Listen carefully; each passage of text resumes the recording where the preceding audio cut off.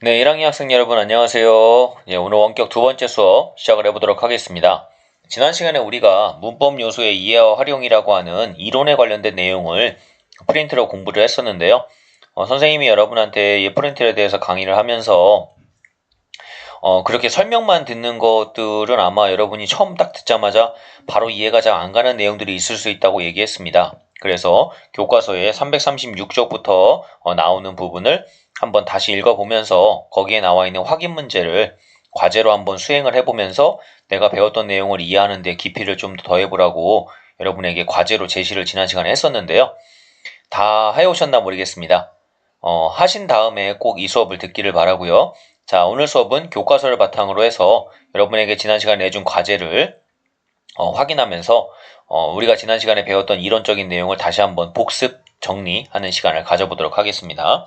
여러분 교과서 336쪽을 펴주시고요. 수업을 시작을 해보도록 하겠습니다. 자, 문법 요소의 이해와 활용이라고 하는 단원인데요. 우리가 지난 시간에 문법 요소가 무엇인지를 배웠었는데 좀 더 명확하게 여기서 한번 확인을 해보도록 하겠습니다. 자, 우리가 쓰는 말에는 규칙이라고 하는 게 있습니다. 당연하죠. 우리가 이것을 문법이라고 하는 거고요. 자, 이런 문법을 실현하기 위해서, 즉 바꿔 말하면 이런 규칙을 실현하기 위해서 사용하는 다양한 표현들, 뭐 높임이라든가 시간이라든가 피동이라든가 인용이라든가 이러한 표현들을 뭐라고 부르느냐? 이런 문법을 실현하기 위한 요소라고 부르는 겁니다. 즉 우리말답게 사용하는 데 있어서 우리가 쓰고 있는 다양한 부분들이라는 거죠. 그 부분들이 여러 가지가 있겠지만 그 중에서도 우리는 높임이랑 시간이랑 피동이랑 인용에 대한 것들을 배워보겠다라는 얘기입니다. 밑에 한번 그림으로 간단한 예들을 볼게요. 우리가 일상에서 이렇게 사용하고 있는 것들인데 뭐 흔히 많이 봤을 겁니다. 학교에서 선생님들 만나고 친구를 만났을 때 인사하는 거. 선생님 안녕하세요. 친구야 안녕. 자, 보면 알겠지만 똑같은 인사를 하고 있지만 나와 대화 나누는 상대방이 누구냐에 따라서 선생님이다 라고 하면 높임의 대상이 되고요. 친구는 높임의 대상이 아니죠. 자, 그렇기 때문에 높임을 실현하는 방법을 잘 보시면 알겠지만 선생님은 님이라고 하는 호칭을 붙이면서 동시에 안녕하세요 라고 하는 높임의 표현이죠. 우리가 해요체라고 지난 시간에 배웠습니다. 해요체를 실현하고 있고요. 친구에게는 친구야 안녕 하면서 안녕이라고 하는 해체를 쓰고 있습니다. 그리고 이러한 해요체나 해체는 이 자리가 지금 격식을 따져야 되는 자리가 아니기 때문에 비격식체로서 사용이 되고 있다는 거, 그런 것들을 확인할 수가 있고요. 이 대화에서 우리가 높임법이 실현되고 있는데 어떻게 실현되고 있는지를 이 문장의 끝부분을 보면 알 수 있다 하는 얘기입니다. 그 다음에 이 학생이 얘기하는 거 보시면 알겠지만 읽은 책도 있고 읽는 책도 있고 읽을 책도 있네. 자, 요 세 가지 표현. 자, 보시면 알겠지만 요 위에 거는 읽은 거예요. 이미 과거에 있었던 일이죠. 과거를 표현할 때 읽는 거는 현재 지금 읽고 있는 거고요. 읽을 거는 앞으로 읽을 겁니다. 미래를 표현하는 거죠. 자, 우리가 이렇게 시간 표현을 과거, 현재, 미래를 실현하는 방법은 지난 시간에 배웠던 것들 두 가지가 있다고 했었죠. 선어말 어미를 사용하거나 관형사형 어미를 사용하거나 그 중에서 이 학생이 보여주는 이 부분은 관형사형 어미가 사용되는 부분이다 라고 보시면 될 것 같아요. 는, 을 이러한 관형사형 어미를 사용해서 관형사형 어미는 뒤에 오는 이 책이라고 하는 걸 꾸며주는 역할을 하잖아요. 읽을 책, 읽는 책, 읽은 책 이렇게. 그래서 여러분들이 관형사형 어미를 통해서도 우리가 과거, 현재, 미래라고 하는 시제를 표현할 수 있구나 라고 하는 걸 보시고요. 자, 그 다음에 여기 먹느냐 먹히느냐 그것이 문제로다. 먹는 걸 가지고 얘기하네요. 그죠? 음식 가지고. 자, 먹느냐 먹히느냐 먹다 먹히다. 우리가 지난 시간에 피동 표현 배웠었죠. 자, 그래서 먹는 거는 주체인 내가 하는 능동적인 표현이기 때문에 능동이지만 먹히는 건 피동입니다. 그리고 이렇게 피동이 실현되는 방법은 히자를 넣어서죠. 이 히라고 하는 피동 접사를 넣어서 피동 표현을 만들 수 있다라고 하는 것도 역시 지난 시간에 배웠었습니다. 자, 그 다음 햄릿은 죽느냐 사느냐 그것이 문제로다라고 했어요. 자, 여기 큰 따옴표를 사용해서 햄릿이 한 말을 그대로 갖다가 사용하고 있죠. 자, 이렇게 그대로 갖다가 상대방이 누군가 했던 말이나 글을 그대로 갖다 쓰는 걸 인용한다 라고 얘기하고요. 특히 그 중에서도 이 직접 따옴표로 그대로 갖다 쓰는 건 직접 인용이라고 합니다. 그리고 끝에 조사 라고를 붙여준다 라고 했었죠. 인용에 대한 것도 우리가 이렇게 지난 시간에 배웠습니다.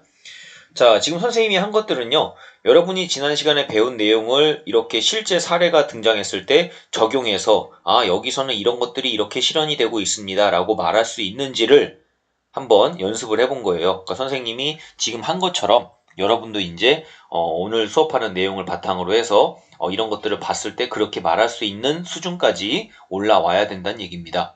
우리가 이미 지난 시간에 이론은 배웠어요. 다만 적용시키는 연습을 좀 몇 번 해봐야 되겠죠. 그래서 여러분에게도 지난 시간 과제로 이 교과서에 있는 확인 문제, 학습 활동을 미리 해보라고 얘기한 겁니다. 아마 그것을 성실하게 수행한 친구들은요, 선생님이 지금 하는 말이 무슨 뜻인지 이해가 가실 거고요. 동시에 어느 정도 좀 적용이 되실 거예요. 하지만 수행하지 않은 친구는 지금 선생님이 하시는 말이 무슨 말인지 잘 이해가 안 가요 라는 친구들이 있을 거예요. 그 친구들은 좀 선생님 설명을 잘 듣고 난 뒤에 다시 한번 본인이 교과서를 다시 풀어보는 시간을 꼭 가져보기 바랍니다. 자, 넘어가서 337쪽으로 가볼게요. 높임부터 해보겠습니다. 우리 지난 시간에 이미 배웠어요. 나와 대화 나누는 상대방 또는 내 말에 내가 하는 문장 속에 나오는 인물과 나와의 관계, 이런 걸 따져서 그 높임을 실현하는 것을 높임법이라고 얘기하는데요. 자, 이렇게 관계를 따져서 높임을 실현해야 되는데 대상과의 관계에 따라서 상대 높임, 주체 높임, 객체 높임의 세 가지 형태로 높임이 실현이 된다라고 하는 걸 지난 시간에 배웠습니다. 그 중에 첫 번째 상대 높임을 한번 보도록 할게요. 자, 밑에 예를 한번 보도록 합시다. 자, 선생님과 민주, 학생이 둘이 대화를 나누고 있습니다. 누가 봐도 이제 여기선 선생님이 높임의 대상인 걸 알 수 있겠죠. 자, 대화 나눕니다. 선생님이 민주한테 얘기합니다. 민주야, 방학 잘 보냈니? 니? 자, 학생인 민주가 선생님에게 이야기합니다. 선생님, 방학 잘 보내셨어요? 보냈니? 보내셨어요? 자, 상대방과의 관계에서 끝에 종결되는 표현이 다르죠? 자, 보시면 알겠지만 서로 말하는 게 달라집니다. 자, 그래서 격식이 실현되는 양상이 다른데요. 이 가 같은 경우는 윗사람이 아랫사람에게 말하는 거예요. 자, 윗사람이 아랫사람에게 말하고 있기 때문에 종결 어미가 니라고 하는, 우리가 이 니를 뭐라고 부르느냐, 이게 헤라체입니다. 헤라체. 자, 헤라체인 니를 사용하고 있는데요. 자, 보내셨어요. 이 부분은 지금 보시면 알겠지만, 자, 듣는 사람이 말하는 사람보다 높은 대상이에요. 자, 높은 대상에게 말하고 있기 때문에 종결 어미를 보내셨어요 라고 하는 뭡니까? 해요체를 사용해서 표현하고 있음을 확인할 수 있습니다. 상대방에 대한 높임을 실현하고 있죠. 자, 이렇게 상대방에게, 낮은 상대방에게 낮춤을 실현하고 높은 대상에게 높임을 실현하는 방법, 문장 끝에 종결 어미가 어떻게 끝났냐를 가지고 상대 높임이 실현된다는 걸 잘 보시고요. 자, 이런 상대 높임은 지난 시간에 배웠던 것처럼 이 자리가 격식을 따져야 되는 자리냐, 이 둘의 관계가 있는 상황이 어떤 공식적인 자리고 예의를 갖춰야 되는 자리냐, 또는 평범하게 자유롭게 얘기해도 되는 그런 자리냐에 따라서 달라진다고 얘기했습니다. 그래서 격식에서는 높임부터 낮춤의 단계로 내려가면서 하십시오, 하오, 하게, 해라체로, 비격식은 해체와 해요체로 가면서 높임에서 낮춤으로 실현이 된다라고 하는 거 지난 시간에 다 정리했던 것들입니다. 자, 그래서 밑에 선생님이 요 확인 문제를 과제로 해오라고 했었는데 다들 제대로 하셨는지 모르겠습니다. 한 다음에 보셔야지만 내가 높임에 대해서 제대로 이해하고 있는지를 점검할 수 있습니다. 자, 답을 한번 보도록 할게요. 자, 어제 숙제를 못했어 라는 말. 친구 사이에 평범하게 할 수 있는 말이죠. 근데 이걸 만약에 선생님한테 한다. 그럼 선생님한테 이렇게 말하면 안 되겠죠. 학생의 입장에서 선생님한테 이 말을 한다면 어제 숙제를 못 했어가 아니라 뭐로 바꿔야 돼요? 했어요 또는 했습니다. 이건 이제 비격식체냐 격식체냐에 따라서 비격식적이면 못했어요 이렇게 편하게 말할 수 있고요. 그 다음에 공식적인 자리면 못했습니다 라고 이렇게 높임을 실현해서 말하면 되겠죠. 자, 밑에 여기에서 내려라. 자, 이 말을 처음 만난 사람에게 한다. 자, 처음 만난 사람한테 할 때는 아무래도 서로 관계가 낯선 관계이기 때문에 상대방에게 높임을 말해줘야 되겠죠. 왜 여러분들이 처음 보는 사람인데 반말하면 왜 처음 보는데 반말해요 이러잖아요. 자, 그런 것처럼 처음 보는 사람에게는 존댓말을 써주시는 게 필요합니다. 그렇기 때문에 여기에서 내리세요 또는 내리십시오 이런 식으로 비격식이냐 격식이냐에 따라서 끝부분을 달리해서 높임을 실현해 주시면 됩니다. 자, 어디 가니? 라는 말 상사에게 한다. 윗사람에게 하면 어디 가니? 이러면 안 되잖아요. 어디 가세요? 또는 어디 가십니까? 이렇게 의문을 높임으로 실현을 해주시면 되고요. 자, 물 좀 주세요. 라는 거. 지금 여기 높임이 이미 실현돼 있죠. 근데 친구한테 굳이 높임을 쓸 필요는 없겠죠. 친구한테는 반대로 편하게 물 좀 줘. 해체로 그냥 말하면 되겠죠. 물 좀 줘. 이렇게 말하면 될 겁니다. 자, 이렇게 여러분들이 상대방과 나와의 관계에서 상대방이 나에게 높임의 대상인가 아닌가, 그 다음 지금 이 자리가 공식적인 자리인가, 즉 격식을 따져야 되는 자리인가 비격식적인 자리인가 하는 것들을 조금 상대방과의 관계 속에서 판단해 보시고 그에 맞는 적절한 높임 표현을 종결해서 실현을 하시면 높임이 제대로 이행이 될 겁니다. 자, 다음 넘겨서 338쪽으로 가보도록 할게요. 자, 이번엔 주체 높임하고 객체 높임을 한번 보도록 하겠습니다. 선생님이 이거 두 개는 같이 연결해서 공부하는 게 좀 편하다라는 얘기를 지난 시간에도 했는데요. 자, 한번 예문으로 보도록 하겠습니다. 선생님께서 민재에게 높은 대상이 낮은 대상에게 꽃을 줍니다. 그죠? 자, 선생님이가 아니라 선생님께서라고 했죠. 그리고 꽃을 주다가 아니라 주시었다라고 표현됐습니다. 자, 반대로 학생이 선생님에게 꽃을 주는 경우 민재가 선생님께죠. 깨 꽃을 주다가 아니라 드리다 라고 표현을 했습니다. 자, 이렇게. 자, 지금 보시면 알겠지만 높임이 실현되는 대상이 달라요. 자, 똑같이 선생님이지만 문장에 따라서 이 선생님이 이 가는 주체인 경우고요. 주체인 경우고, 자, 여기 나오는 요때 선생님은 문장에서 객체인 경우입니다. 그래서 선생님이 지난 시간에 주체와 객체가 정확히 무엇인지를 확실하게 먼저 공부하는 게 중요하다는 얘기 했었을 거예요. 자, 주체는 문장의 주어가 가리키는 대상입니다. 자, 객체는요, 문장의 목적어나 부사어가 지시하는 대상이 객체입니다. 요 두 개를 확실하게 구별할 줄 알아야 돼요. 자, 여기는 문장의 주체가 가리킨 대상 선생님. 똑같이 선생님이라고요. 하지만 여기서는 선생님이 주어인 대상이고요. 여기서는 선생님이 부사어인 대상입니다. 그렇기 때문에 이건 주체 높임이 실현된 예고요. 이거는 객체 높임이 실현된 예예요.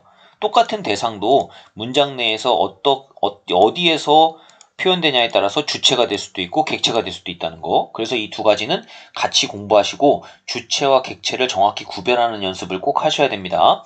자, 높임을 실현하는 방법은 주체 같은 경우는 선어 말음이 시를 씁니다. 여기 주다, 주시다 이렇게 시를 넣어서 주체인 선생님을 높이는 이런 방법이 실현되는 걸 확인할 수 있고요. 그 다음에 주격조사를 선생님 이가 아니라 이 대신에 선생님께서 라고 높임을 실현할 수 있죠. 그 다음에 특수한 어휘가 쓰이는 경우 있습니다. 주체 높임, 계시다, 주무시다, 잡수시다 이런 식으로. 자, 객체 높임 같은 경우는 여기 선생님에게가 아니라 에게 대신에 뭘 썼습니까? 선생님 깨를 썼죠. 깨를 사용하고요. 그 다음에 특수어휘 주다 대신에 드리다를 썼지 않습니까? 이렇게 모시다, 드리다, 여쭙다 같은 특수한 어휘를 사용하는 방법이 있습니다. 자, 이렇게 보시면 알겠지만 특수한 어휘를 사용하는 방법 같은 경우는 주체도 있고 객체도 있어요. 그렇기 때문에 특수 어휘가 쓰였다. 그래서 무조건 주체, 무조건 객체 이렇게 말할 수 없다는 얘기입니다. 즉 여러분들이 주체가 뭔지 객체가 뭔지를 정확히 개념을 정의하시고 문장에서 이 문장은 주체가 누구, 객체가 누구 이걸 찾은 뒤에 이 문장은 주체가 높이는 게 실현되고 있네, 이 문장은 객체가 높이는 게 실현되고 있네, 이거를 찾은 다음에 그 다음에 그 대상을 높이기 위해서 어떤 방법이 쓰였는가 하는 걸 찾는 방식으로 공부를 하셔야 주체와 객체가 헷갈리지 않고 높임법을 정확히 분석할 수가 있습니다. 그거를 잘 공부하시기 바랍니다. 자, 그럼 밑에 문제 한번 확인 문제를 통해서 우리가 보도록 하겠습니다. 예시문이 나와 있는데요. 자, 부모님이 높임의 대상입니다. 그러니까 부모님 이가 아니라 대신에 부모님께서라고 하고 높임의 조사를 썼죠. 그 다음 공연을 보러 가다가 아니라 가시였다라고 시를 사용해서 선어말 어미를 써서 부모님을 높여주고 있습니다. 자, 이런 식으로 주체 높임이 실현되고 있는 걸 확인할 수 있는데요. 밑에 문장들도 한번 높임이 실현되게끔 바꾸는 거 정확히 바꾸셨나 한번 확인해 볼게요. 선생님이 나에게 질문을 한다. 선생님과 나와의 관계에서 선생님이 높임의 대상이죠. 선생님이 높임의 대상이니까 여기서 선생님이 높임의 대상이니까 이가 아니라 선생님께서로 바꿔야 되고요. 나에게 질문을 한 게 아니라 하신 거죠. 이렇게. 자, 준이가 아저씨께 안부를 묻는다. 준이와 아저씨와의 관계. 아저씨가 준이보단 더 높임의 대상이죠. 그러니까 에게가 아니라 아저씨께 안부를 묻다 대신에 여쭙다 이렇게 바꿔줬습니다.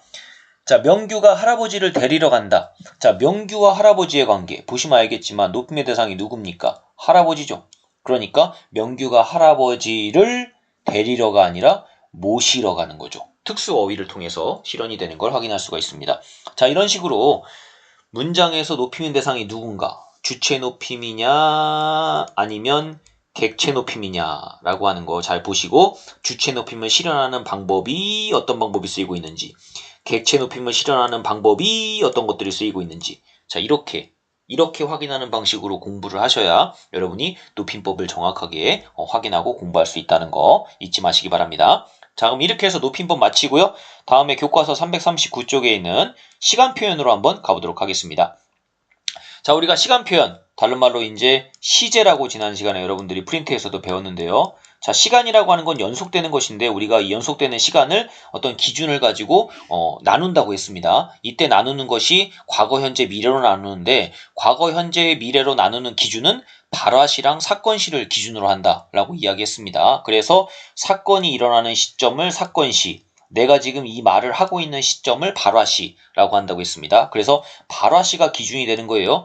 발화시를 기준으로 발화시보다 사건이 먼저면 과거, 동시면 현재, 발화시보다 사건이 나중이면 미래 이렇게 구별한다고 얘기했습니다. 지난 시간에 다 했던 거예요. 자, 그와 동시에 이런 것들이 실현되는 방법은 두 가지가 있다고 얘기했었죠. 선어말 어미와 관형사형 어미를 통해서 실현이 된다라고 얘기했었어요. 자, 그걸 잊지 마시고 밑에 한번 보겠습니다. 보세요. 나는 달렸다. 달렸다. 옷이 쓰였죠. 옷 달렸다. 자, 나는 달린다. 니은이 쓰였죠. 나는 달릴 것이다. 뭐뭐 할 것이다. 리을 것이 쓰였죠. 그죠? 자, 이렇게 해서 여러분들이 과거, 현재, 미래를 딱 의미하고 있으면 금방금방 바로 파악할 수 있습니다. 다만 중요한 건 그러니까 여러분들이 문장을 듣고 나서요. 이 문장이 과거다, 현재다, 미래다 이거를 못하는 학생은 없어요. 중요한 건 이 문장은 분명히 과거인데 이 문장은 미래인데 이걸 알았다면 왜 그게 과거라고 나는 해석이 되는지, 그걸 어떻게 표현했기에 이게 과거라고 들리는 건지, 즉 뭘 써서 과거를 표현하고 있는지 그걸 아셔야 된다는 얘기입니다. 그래서 요렇게 지난 시간에 우리가 표로도 봤던 거죠. 요런 것들이 쓰여서 내가 이 문장을 들으면 이게 과거로 들리는 거구나. 이 문장을 내가 듣고 미래라고 해석하는 이유는 이런 게 이 문장에 쓰여서 그런 거구나 하는 걸 분석할 줄 아냐 모르냐, 이게 실력이 있냐 없냐를 구별하는 겁니다. 과거, 현재, 미래 문장 보고 이거 과거를 의미하는 거예요. 이거는 고등학생이 아니어도 할 수 있어요. 중학생도 할 수 있습니다. 초등학생도 할 수 있을걸요? 근데 중요한 건 그게 아니라 이게 과거잖아. 이거를 어떻게 과거로 표현했을까? 과거로 표현하기 위해서 이 문장에 쓰인 게 뭘까? 이걸 찾는 게 중요한 거라고요. 자, 그래서 과거 시제 같은 경우는 여기 선어말 어미가 먼저 쓰입니다. at이나 ot이 쓰이는데요. at, ot이나 ot이 쓰이는 경우도 있다는 거 선생님이 얘기했었죠. 요거랑 요거는 둘 다 과거를 의미하는데 차이가 있다면 요 두 개를 쓰는 것은 좀 더 먼 과거를 나타냅니다. 조금 더 먼 과거를 나타내고요. 좀 더 먼 과거를 나타낸다는 말은 현재하고는 조금 단절되어 있는 느낌을 줄 때 쓰는 경우가 많아요. 그래서 요거는 좀 더 먼 과거로서 현재랑은 좀 단절된 느낌을 줄 때, 이거는 그거보다는 좀 더 가까운 과거, 그래서 아직까지 현재에 좀 영향을 주고 있는 그런 의미로 쓰일 때 at, ot이 쓰입니다. 자, 요거 두 개는 그렇게 구별하시면 될 것 같고요. 또는 회상, 과거의 기억을 떠올리는 어떤 회상의 의미로서 더가 쓰이는 경우도 있다는 거 잘 보시고요. 그 다음에 현재 시대도 역시 선어말 어미가 쓰이는데요. 현재는 는이나 니은이 쓰입니다. 그리고 요 쓰이는 경우가 조금 구별하셔야 되는데 동사인 경우랑 그 다음에 형용사나 서술격 조사인 경우가 약간 달라요. 요 두 개가. 그래서 여러분들이 요걸 구별하는 문제도 가끔씩 나오는 경우가 있습니다. 그래서 동사랑 형용사가 똑같이 과거나 현재나 미래를 표현하더라도 표현 방법이 조금씩은 다르다는 거, 그걸 좀 알아두시면 좋을 것 같아요. 자, 미래 시제는 우리가 보통 get을 나타내는데요. 아마 지난 시간 프린트에도 있었을 거예요. get 말고 뭐뭐 할 것이라는 말로도 표현한다 얘기했었죠. 그 다음에 교과서에서 이제 또 하나 추가적으로 나오는 건 요겁니다. 시간부사어가 쓰이는 경우가 있는데요. 이것도 우리가 현재, 과거, 미래를 나타내는 방법 중에 하나죠. 문장에서 우리가 쓸 때 뭐 옛날에, 어제, 지금, 내일 이런 말을 쓰면 이 문장이 확실하게 과거다, 확실하게 미래다 라고 하는 게 분명하게 드러나겠죠. 자, 이렇게 시간을 나타내는 부사어를 함께 사용해서 시간 표현을 하는 것도 가능하다라고 하는 걸 좀 정리해 두시기 바랍니다. 자, 그럼 밑에 우리가 확인 문제를 가지고 한번 방금 전에 배운 시제에 대해서 제대로 이해했나 점검을 해보도록 할게요. 벌써 수업 시작 종이 울렸다.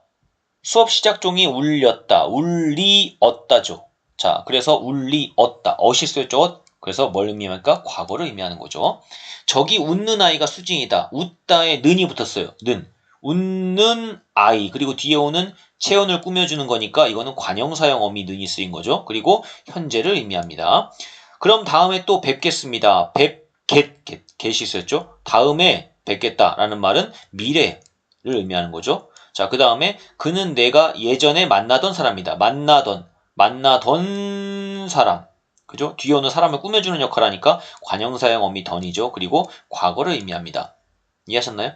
물론 이제 여기에서 과거가 수행되는 것들에 좀 더 더운 것도 있습니다. 이런 다음에 또는 예전에 이런 것들은 이제 과거임을 또는 미래임을 좀 더 분명하게 표현해주는 어떤 시간 부사어의 역할도 하고 있죠. 그래서 이런 것들도 시제를 표현하는 요소가 되긴 합니다. 근데 지금 우리가 풀어본 문제는 밑줄 친 부분을 가지고 하는 거기 때문에 이렇게 밑줄 친 부분만 가지고 얘기한다면 이런 말들을 할 수 있다.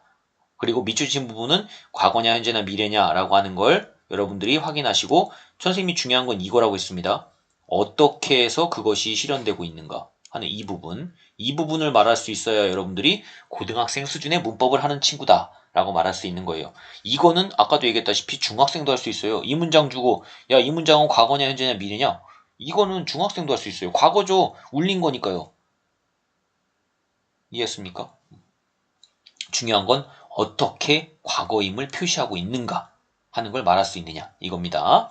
잘 보시고 정리하시기 바랍니다. 자, 다음 넘어가서 피동 표현 보도록 하겠습니다. 우리가 피동 표현은 능동 표현이랑 같이 봐야 된다고 얘기했어요. 자, 주어가 자기 힘으로 움직이는 건 능동이에요. 그리고 다른 힘에 의해서 행위를 당하는 게 피동이라고 얘기했습니다. 이거랑 더불어 우리가 지난 시간에 참고사항으로 뭐 배웠었느냐? 헷갈리는 친구들이 있을 것 같아서 얘기해 주는 거예요. 주동이랑 사동 표현 배웠었죠. 이거 기억나시죠? 자, 사동은 남에게 어떤 행동을 하도록 시키는 거예요. 그리고 주동은 자기가 직접 하는 거라고 얘기했습니다. 그러니까 이거 차이점을 잘 보세요. 상대되는 개념으로 공부하셔야 돼요. 이 주동이랑 능동을 헷갈리는 친구들이 있더라고요. 잘 보시면 서로 반대되는 개념으로 정리하시라고요. 시키는 거냐, 직접 하는 거냐, 당하는 거냐, 내 힘으로 하는 거냐. 이해하셨죠? 요 차이로 보셔야 돼요. 요 차이로. 즉 능동과 피동을 함께 공부하시고 주동과 사동을 함께 공부하시면 주동과 피동이 헷갈리는 일이 없다는 겁니다. 알겠죠? 반대되는 것들과 함께 공부하세요.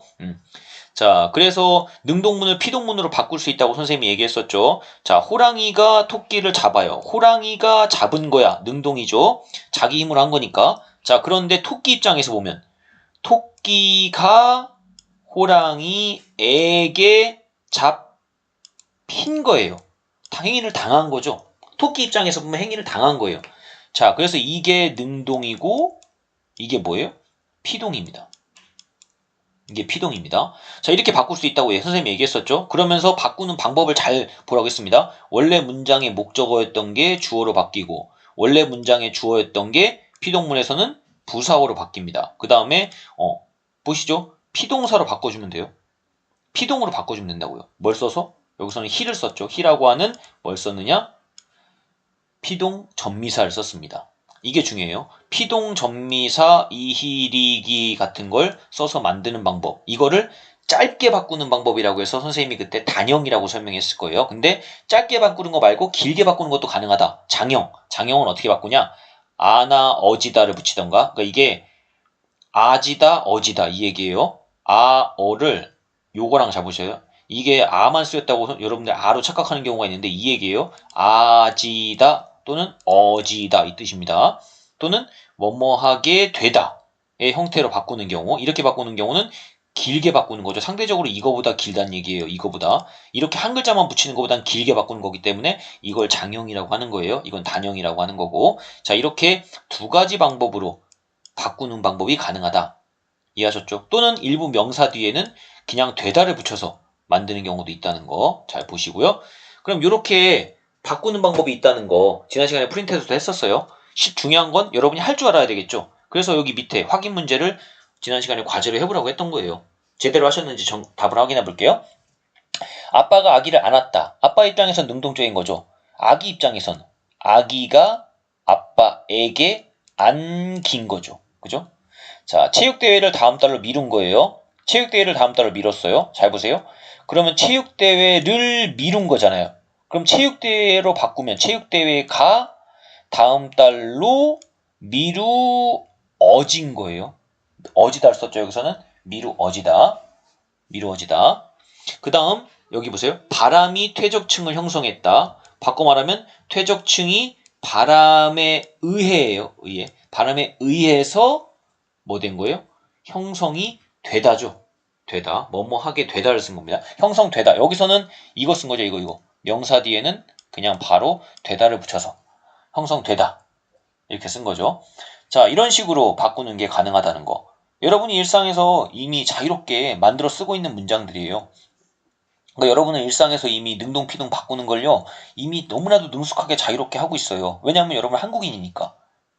그런데 지금 문법은 그렇게 자유롭게 바꾸는 걸 어떻게 바꾸고 있는지를 조금 분석해보자는 얘기예요. 그러니까 여러분이 한국인이잖아. 그러니까 내가 쓰고 있는 문장을 잘 보시면서 아, 내가 이렇게 해서 바꿔 쓰고 있던 거구나 라고 배우고 있다고 생각하시면 돼요. 너무 어려운 거 한다 생각하지 마시고 아, 내가 이미 쓰고 있는 것들을 내가 이렇게 쓰고 있었던 거구나 라고 공부하고 있다 라고 생각하시면 될 것 같습니다. 너무 어렵게 생각하지 말고 하나씩 차분하게 한번 살펴보세요. 그 다음 넘어가서 인용 표현 보도록 하겠습니다. 자, 우리가 다른 사람의 말이나 글 같은 걸 가져다 쓰는 걸 인용이라고 한다고 얘기했습니다. 자, 이때 인용할 때 직접적으로 인용하는 경우가 있고 간접적으로 인용하는 경우가 있다라고 선생님이 설명했었는데요. 보세요. 직접 인용은 이렇게 큰 따옴표를 사용합니다. 그러면서 상대방의 한 말을 그대로 갖다 써요. 하지만 간접 인용은 이런 큰 따옴표를 사용하지 않고요. 대신에 상대방이 한 말을 이 문장에 맞는 형태로 바꿔줘야 돼요. 바꿔줘야 됩니다. 자, 그러면서 뒤에 조사가 직접 인용일 때는 라고가 쓰이지만 간접 인용일 때는 고가 쓰인다 라고 하는 거 공부했었죠. 자, 지금 선생님이 한 설명이 바로 다 이 밑에 있는 이 설명입니다. 그래서 이 설명을 그대로 적용해서 이걸 해석하면 직접 인용은 위에 거, 간접 인용은 아래 거 이렇게 분석해 볼 수가 있겠죠. 자, 그럼 밑에 문제 한번 풀어보겠습니다. 제대로 고치셨나 볼게요. 자, 그가 잘 다녀왔니? 이건 그가 직접 한 말을 갖다 쓰는 직접 인용입니다. 이걸 간접 인용으로 바꾸면 그가 잘 다녀왔니를 왔느냐라고 대신에 고 말했다. 이렇게 이 간접 인용 문장 방식대로 고쳐줘야 돼요. 그 다음 2번입니다. 이거는 보시면 알겠지만 큰 따옴표가 이미 없네요. 그러면 간접 인용을 썼다는 얘기죠. 준호는 은진이에게 어서 오라고 말했다. 이걸 그럼 뭘로 바꿔야 될까요? 간접은 직접으로 바꾸라고 했죠? 자, 준호는 땡땡 은진아 어서 와 라고 말했다. 그죠? 또는 준호는 은진이에게 어서 와라고만 말했을 수도 있죠.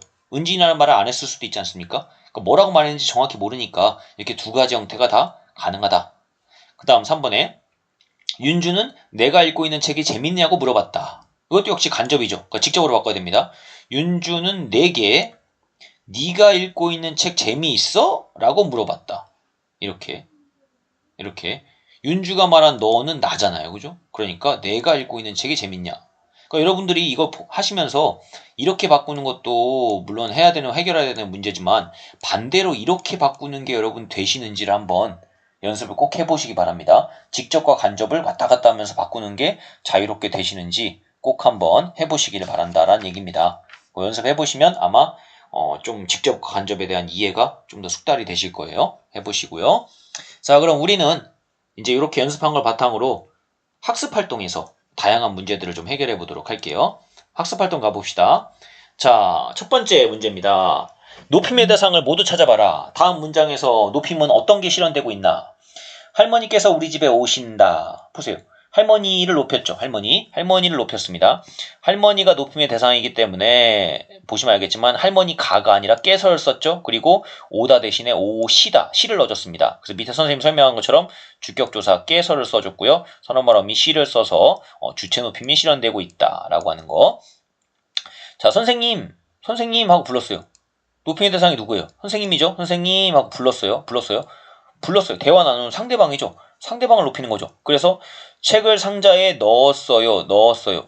자, 넣었어요, 뭐뭐 했어요, 해요체죠. 해요체를 사용해서 상대방인 선생님을 높이고 있다. 자, 아버지 위랑 똑같죠? 아버지 불렀잖아요. 그죠? 자, 누구예요? 상대방이죠. 아버지 상대방을 높였습니다. 그죠? 자, 그러면서 잘 보세요. 아버지 뭐뭐 하세요. 상대방을 높였어요. 해요체를 사용해서. 상대방을 그죠? 듣는 이를 높인 건 맞아요. 근데 요건 잘 보셔야 돼요. 동시에 이 문장은 잘 보시면 알겠지만 이 문장은 진지를 밥 대신에 진지 그리고 먹다 대신에 드시다라고 했죠. 이건 누굴 높인 거예요? 아버지를 높인 거죠. 왜냐? 이 문장의 아버지가 상대방인 동시에 뭐이기 때문에 이 문장의 주체예요. 주체입니다. 그렇기 때문에 이 문장은 상대 높임과 주체 높임이 다 실현된 문장이에요. 이해하셨죠? 잘 보셔야 돼요. 그래서 이 문장은 아버지가 상대방인 동시에 문장의 주체예요. 이거 잘 보셔야 돼요. 자, 그 다음에 이 책 아주머니께 드려라. 이 책을 드려라. 주다 대신에 드려라를 썼어요. 왜? 아주머니가 높임의 대상이니까요. 아주머니는 에게, 즉 부사어가 가리키는 대상이죠. 그러니까 에게 대신에 깨를 쓰고 그 다음에 드리다라는 말을 써서 문장의 뭐예요? 객체죠. 객체인 아주머니를 높이고 있다. 그래서 객체 높임이 실현된 문장이다. 자, 하실 수 있겠습니까? 높임? 할 수 있겠어요? 높임? 할 수 있겠어요? 이렇게 설명하면서 할 수 있겠습니까? 이거 되셔야 돼요. 자, 그 다음에 두 번째, 시간 표현을 찾고 어떤 시제를 나타냈는지 말해봅시다. 어제 청소한 사람은 준혁이었고 지금 청소하는 사람은 수범이다.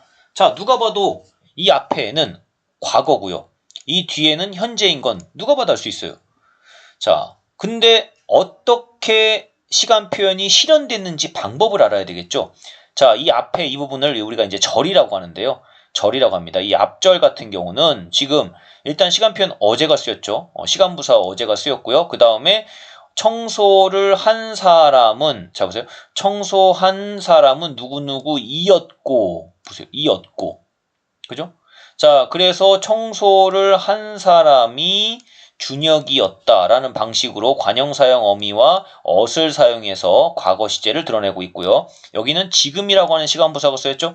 뒷절은 지금이라고 하는 시간부사가 쓰이며 청소하는 뭐뭐한는이 쓰였습니다. 는. 자, 는 그 다음에 이다 라고 하는 현재를 나타내는 관형사형 어미와 서술격 조사 이다가 쓰여서 현재 시제임을 드러내고 있다. 요렇게. 자, 요렇게 말할 수 있는지. 쉽지 않죠? 이게 되셔야 됩니다. 이게 되셔야 돼요. 이런 것들. 만약에 이런 것들 여러분 생각해봐요. 서술형 문제로 나온다. 답변 다시 해야 되잖아요? 그렇죠? 자, 그 다음 니은입니다. 지난주에 있었던 일과 관련하여 과거죠. 나중에 그와 이야기를 나눌 것이다. 미래죠. 누구나 다 알 수 있어요. 근데 이제 어떻게 과거임을 표시하고 있는가? 앞절은 일단 시간부사어가 쓰였죠. 지난주라고 하는 시간부사어가 쓰였습니다. 그 다음에 있었던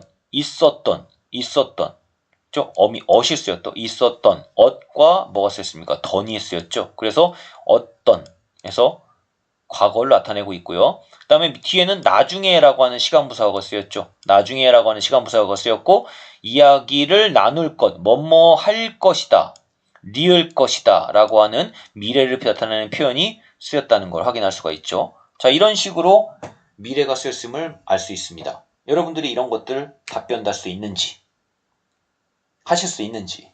자, 시간을 말하는 건 쉬워요. 이 문장은 과거일까요? 현재일까요? 이거 말하는 건 쉽다고요. 하지만 그것이 어떻게 실현되고 있는지를 얘기해봐라 라고 말하는 건 쉽지 않습니다. 꼭 어떤 방식으로 실현을 하고 있는지 어떤 방법들이 있는지를 공부하시고 그게 문장에서 적용이 되는지를 꼭 연습을 하셔야 돼요. 자, 다음 이제 피동 한번 보도록 하겠습니다. 날이 더워서 아이스크림이 많이 팔린다. 자, 이거를 어떻게 바꿔야 될까요? 잘 보시면 알겠지만 어떻게 동사 팔다. 원래 팔다죠. 근데 아이스크림이 팔리는 거예요. 그죠? 팔리는 거예요. 자, 그 다음 이번 폭우로 땅의 웅덩이가 파였다. 파다가 아니에요. 파다가 아니라 파이다죠. 그 다음 상자를 묶은 끈이 끊어졌다. 끊기다가 아니라 끊다가 아니라 끊어지다예요. 그죠? 끊기다 또는 끊어지다 뭐 이런 식으로 실현시킬 수 있겠죠. 그중에서 여기서는 이제 어지다 형태가 붙었습니다. 자, 이런 식으로 여러분들이 문장을 봤을 때 이 문장에서의 피동이 뭘로 실현이 되고 있는가 하는 거. 여기서는 기본적으로 위에 두 개는 짧은 피동이죠. 피동 접사가 붙어서 전미사가 붙어서 이루어진 거고 요거는 어지다가 붙어서 이루어진 것이다 라고 하는 걸 여러분들이 말할 수 있는지 이런 것들이 중요하다는 겁니다. 하실 수 있겠죠? 하실 수 있죠? 자신있게 답변할 수 있는 학생들이 되기 바랍니다. 자, 다음 343쪽 가보도록 할게요. 자, 다음 신문에 실린 문장에 인용 표현이 잘못 쓰인 게 있대요. 한번 고쳐봅시다. 자, 예전에 세계 챔피언이죠. 권투 세계 챔피언 알리라는 사람이 나비처럼 날아서 벌처럼 쏘겠다고 했던 말. 직접 인용이죠. 직접 인용이면 조사가 고가 아니라 뭐가 써야 돼요? 직접 인용이니까 라고가 써야 되겠죠. 한 말은 평생 그를 따라다닌 말이다. 그는 근데 인종차별을 당했대요. 그래서 방송 카메라 앞에서 나는 세계 챔피언인데도 들어갈 수 없는 상점들이 있다라고 거침없이 말했다. 자, 라고가 쓰였네요. 라고는 직접 인용인데 이건 직접 인용이라고 볼 수가 없죠. 앞에 문장 왔을 때. 자, 직접 인용으로 바꾼다. 이거를 이제 간접 인용으로 바꾼다면 직접 인용이 아니니까 있다고라고 해줘야 되고요. 그 다음에 나는이 자신은 이라고 바꿔야 되겠죠. 왜냐하면 나는이라는 말은 본인이 직접 한 말이 되니까 이거를 이 문장에 맞는 형태로 바꾸려면 나를 자기 또는 자신은 이런 식으로 바꿔줘야 되겠죠. 자기는 자기 자신은 이런 식으로 바꿔주는 게 맞는 말이 될 겁니다. 그래서 이렇게 바꿔주는 것들이 필요하다는 거. 이런 식으로 직접과 간접 인용이 지금 서로 바뀌어서 잘못 쓰이고 있는 걸 확인할 수가 있죠. 이런 것도 바꿀 수 있는지 이런 것도 역시 여러분들이 할 수 있어야 됩니다. 자, 다음 넘어가 보도록 할게요. 자, 목표 학습으로 이제 가보시도록 할 건데요. 자, 우리가 일상에서 잘못 쓰는 높임 표현들 굉장히 많다고 합니다. 이걸 한번 고쳐보자 라는 문제인데요. 보겠습니다. 기억부터 하나씩 볼게요. 선생님이 임의상 기억, 니은, 디귿, 리을, 미음이라고 한번 붙여봤습니다. 한번 보시고 한번 보도록 할게요. 일단 기억부터 보겠습니다. 고객님이 주문하신 커피 나오셨어요. 어색함이 느껴지십니까? 뭔가 이상하죠? 자, 제대로 바꾼다면 이렇게 바꿔야죠. 고객님께서 주문하신 커피 나왔습니다. 나왔습니다. 나오셨어요가 아니에요. 자, 그 다음 니은 강아지가 참 귀여우시네요. 강아지가 높임의 대상일까요? 아니겠죠. 그러니까 강아지가 참 귀엽네요. 이렇게. 자, 사장님 말씀이 계시겠습니다. 선생님이 지난 시간에 프린트에서도 얘기했을 것 같아요. 있다 같은 경우에는 계시다와 있으시다 두 가지 형태로 높임이 실현이 가능한데 간접 높임이냐 직접 높임이냐에 따라서 다르다고 얘기했습니다. 그럼 여기는 말씀을 높이는 거니까 계신 게 아니라 있으시겠습니다 라고 말해야 되겠죠. 자, 리을은 선생님이 너 교실로 오시래. 선생님과 너 따져봤을 때, 그죠? 선생님의 높임 대상이지 않습니까? 그러니까 선생님께서 너 교실로 오시래가 아니라 오라셔 또는 오라고 하셨다. 이렇게. 그 다음, 어머니가 내게 시간을 여쭤봤어요. 내가 어머니랑 관계에서 나가 높임의 대상이 아니죠. 보세요. 문장을 잘 보세요. 어머니가가 아니라 어머니께서 내게가 아니라 나를 낮춰서 표현해야 되겠죠. 왜냐하면 내가 낮춤의 대상이니까 그죠? 저에게 제게 시간을 여쭈어가 아니에요. 왜냐하면은 물어보셨어요라고 얘기해야 되는 거예요. 물어보셨어요라고. 자, 이거는 잘 보세요. 왜냐하면 밑에 설명을 선생님이 붙여놨는데요. 요 기억, 니은, 디귿 같은 경우는 다 보시면 알겠지만 말하는 상대방을 높이려다가 잘못된 것을 높이고 있는 과도한 높임이 실현된 경우를 얘기하는 거고요. 그 다음에 리을 같은 경우는 선생님이 오라고 한 건데, 그죠?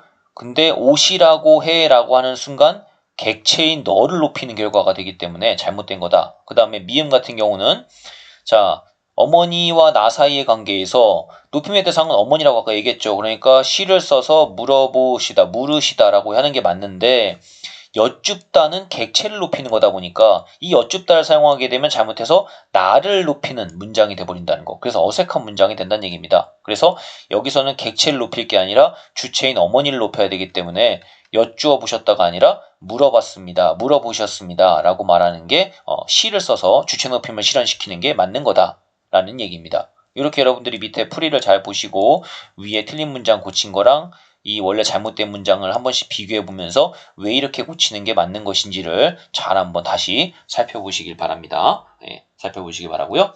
자, 다음 넘어가 보도록 하겠습니다. 자, 교과서 344쪽이고요. 자, 미추진 부분의 쓰임이 좀 다르대요. 잘 봅시다. 나는 수지와 친했다. 친하다에 어시 붙은 거죠. 자, 그 다음 니은은 나는 수지와 친했었다. 이건 친하다에 어시 붙은 겁니다. 자, 보시면 알겠지만 하나는 과거의 서너멀 어미가 한 개만, 하나는 두 개가 쓰였죠. 둘 다 과거예요. 그런데 두 개의 의미가 약간 달라요. 보세요. 나는 수지와 친했다는 과거에 친했다는 의미예요. 근데 니은은 나는 수지와 친했었다. 이건 과거에 친했다는 얘기 똑같습니다. 근데 니은은 잘 의미가 이런 의미가 플러스 돼 있죠. 무슨 의미가 플러스 돼 있냐? 지금은 친하지 않다. 지금은 더 이상 친하지 않다라는 의미가 플러스 돼 있어요. 위에 거랑 다르죠. 위에는 이런 의미는 없어요. 그냥 과거에 친했다라는 의미 하나밖에 없는데 밑에 니은은요. 과거엔 친했지만 지금은 더 이상 그렇지 않다라는 의미가 추가되어 있다는 얘기입니다. 그렇기 때문에 ot이나 같은 이런 우리가 이거 흔히 대과거라고 하거든요. 훨씬 더 옛날 과거를 의미할 때 쓰이는데 이런 경우는 좀 현재하고는 단절되어 있다는 과거를 나타낼 때 쓰인다. 좀 더 먼 과거를 나타낼 때 쓰인다. 이런 게 특징임을 좀 요걸 가지고 이해하시면 좋을 것 같아요. 1번 가지고 ot과 그냥 또는 우리가 at이라고 하죠. 이거하고의 차이점, 이 두 개의 차이점을 요거 가지고 이해하시면 좀 편할 것 같아요. 자, 그 다음 두 번째 가보겠습니다. 너 정말 좋았겠다. 그 일은 내가 맡겠다. 다 get이 쓰였습니다. 근데 기억은 잘 봐요. get이 쓰이긴 했는데 너 정말 좋았겠다. at이 앞에 같이 있죠. at이. 우리가 보통 at은 언제 써요? 방금 전 위에서 봤지만 과거의 의미를 나타내죠. 과거의 의미인데 get이 같이 쓰였어요. 그럼 이때의 get은 뭘까? 미래일까? 이상한데? 앞에 과거 같이 쓰였는데? 그럼 이때의 get은요. 어떤 의미냐면요. 추측의 의미가 담겨 있습니다. 네가 그때 그런 거를 네가 그때 기분이 어땠을지를 추측하는 의미로 너 좋았겠다. 이렇게 추측의 의미로 쓰인 get입니다. 그 다음에 니은은 잘 보시면 그 일은 내가 맡겠다예요. 뭐뭐 하겠다. 미래는 의미하죠. 근데 맡겠다라는 말에는 내가 그거를 하겠다라는 이 나의 주체의 의지가 거기에 강하게 드러나고 있다. 의지가 드러난다 라고 말할 수 있습니다. 이렇게. 자, 그 다음 3번에 지난달에 둘째 동생이 태어났다. 과거죠. 자, 니은에 이렇게 비가 안 오니 올해 농사는 다 졌다. 자, 보세요. 우리가 at은 같은 거는 과거를 의미한다고 했죠. 근데 보세요. 올해 농사 다 졌네. 아직 농사를 지은 게 아니죠. 지은 건 아니지만 뭐예요?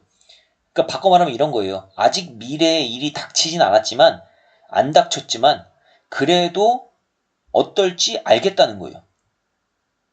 즉 미래에 이렇게 될 것이 분명하다, 명백하다 라고 할 경우에 과거를 가져다가 이렇게 표현하는 경우가 있습니다. 특이한 경우죠. 아유, 이렇게 표현하는 거예요. 올해 농사 다 졌다. 아직 안 졌잖아. 이제 질 거잖아. 미래 일이잖아. 미래 일이지만 어차피 안 해봐도 알 것 같다는 거죠. 그러니까 아직 미래의 일이지만 그렇게 될 것임이 분명하다, 명확하다, 확실하다 라고 하는 경우에 이제 과거를 가져다가 미래를 의미하는 이런 표현으로 쓰이는 경우도 있습니다. 그런 경우엔 여러분들이 이건 과거입니다 라고 말하는 게 아니라 미래에 일어날 일이지만 확실하게 분명한 일이기 때문에 명백한 거기 때문에 과거를 가져다가 미래를 의미하는 이런 표현으로 썼다 라고 하는 거. 이렇게 우리말은 예외적이라고 보면 예외적인 거죠. 이런 것들이 조금 있어요. 그렇기 때문에 그런 것들도 조금 여러분들이 유념해서 공부하시면 좋을 것 같아요. 자, 그 다음에 피동 표현이 잘못된 표현들이 있대요. 한번 고쳐보도록 합시다. 여러분, 여기가 바로 덕수궁입니다. 덕수궁은 많은 사람에 의해 조선의 궁궐 가운데 가장 아름다운 궁궐이라고 생각되어지는 곳입니다. 보세요. 누구누구에 의해 뭐뭐 되어지는 곳이다. 뭐뭐 되어지다. 누구누구에 의해서 뭐뭐 되어지다. 자, 이런 표현들 우리가 일상에서 많이 쓰고 있거든요. 뭐뭐에 의해서 뭐뭐 하다, 뭐뭐 하게 되다, 뭐뭐 하게 되어지다. 이런 표현 우리가 일상에서 많이 쓰는데요. 이 표현은 엄밀히 말하면요. 영어의 번역투의 표현입니다. 영어 문장을 우리말로 번역할 때 쓰이는 표현이라고요. 바꿔 말하면 잘못된 표현이란 얘기죠. 잘못된 표현이에요. 지나친 피동이란 얘기입니다. 이렇게 피동으로 표현할 필요는 없어요. 그냥 이렇게 말하면 돼요. 많은 사람들이 그렇게 생각하는 곳이다. 이렇게 능동으로 말하면 되잖아요. 많은 사람들이 그렇게 생각하는 곳이에요. 이렇게 말하면 되는 거를 많은 사람에 의해서 그렇게 생각되어지는 곳이다. 이렇게 굳이 과도하게 피동을 쓸 필요가 없다는 겁니다. 근데 이런 영어 번역투의 말투에 사람들이 좀 익숙하다 보니까 이런 표현들을 막 쓰는 경우가 있는데 이거 영어 번역투의 표현 잘못된 표현입니다. 이런 표현들은 지나친 피동 표현이기 때문에 능동으로 그냥 표현하시면 돼요. 능동으로.